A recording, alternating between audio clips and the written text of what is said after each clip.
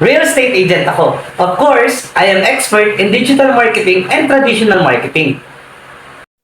Well, ito nga pala yung mga ginagawa. Nagmamaning, nagpa-flyerings, nagbo-boot, at ito naman yung mga ginagawa ko sa digital or online.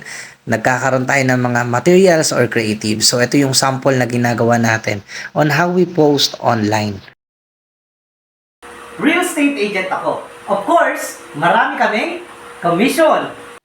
So, yan, titingnan natin kung totoo nga ba na marami kaming pera. Real estate agent ako. Of course, marami akong field trip.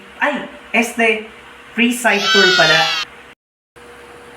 Hello, Sir Christian. Kamusta po? Hello po. Sir, follow up ko lang po yung tripping natin. Ngayon po yung schedule, 10 o'clock po ng umaga.